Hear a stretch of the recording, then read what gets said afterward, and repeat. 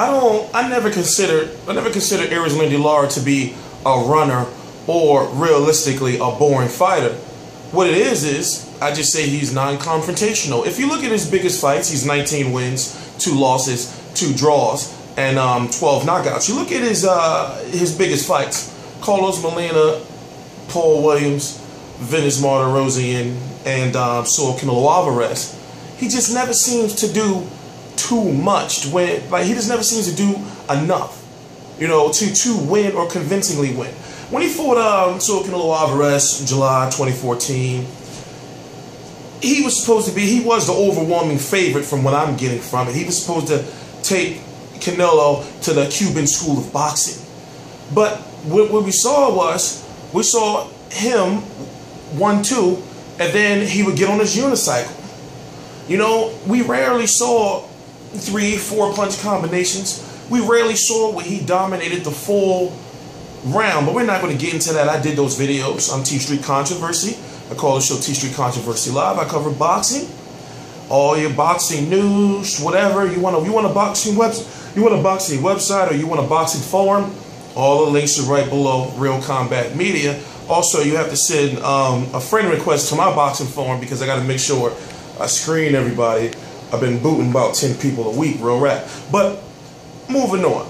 Lara is supposed to be returning in November or December, just like a whole bunch of other fighters, like Saul Canelo Alvarez and Miguel Cotto.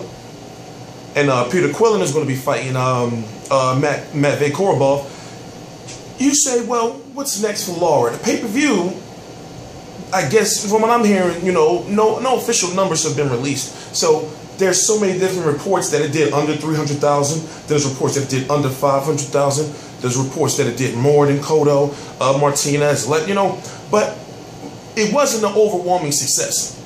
He got his career high payday, meaning Lara, but in the fans' eyes, he kind of took a step back because people really don't want to see that. Now, I'm talking about in the fans' eyes. I'm talking about to people who don't watch boxing, to people who if you say you're having a boxing party, they say, oh yeah, we're going to go over to his house, watch the fight, but they don't really know who's fighting. They're just watching.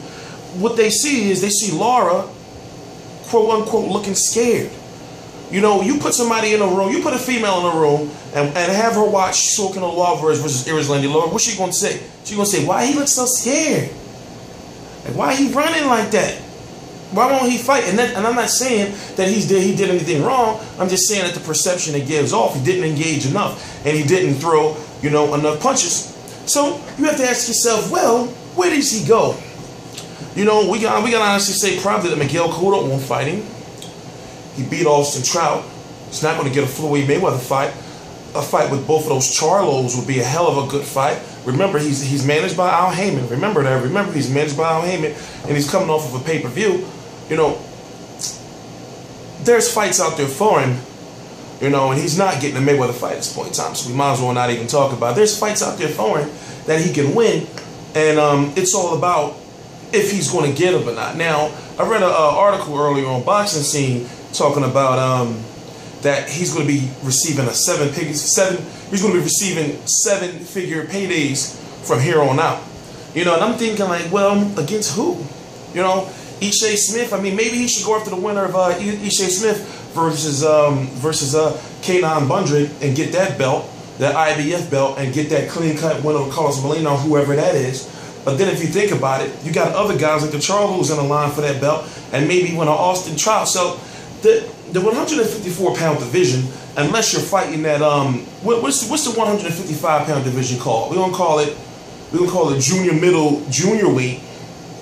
The 155-pound limit of junior weight. You got to weigh in between 154 and 155. I don't know even who at that division above 154 he can fight. And it'll generate some money, because see, what I do is, especially after I watch so much boxing and I look at the matchmaking of the Al Heymans and the Golden Boys, I see all kind of potential fights like right there. But the question is, will they make them? Now, they want James Kirkland or Ishe Smith. Of course, Canelo wants James Kirkland too. Perfect styles for both of the fighters. Erislandy Lara will love to get his hands on a James Kirkland who is not as skilled as a Lara, but could still knock. I mean, not as skilled as Canelo, but could still knock Lara out or give Lara some problems. So that would be, in my opinion, Issei Smith or James Kirkland would be easy pickings, you know, for a guy like Erislandy Lara, you know. But, you know, like I said, it's just T-Street Controversy. I cover every single major fight live. T-Street Controversy, T-Street Controversy live. My bad.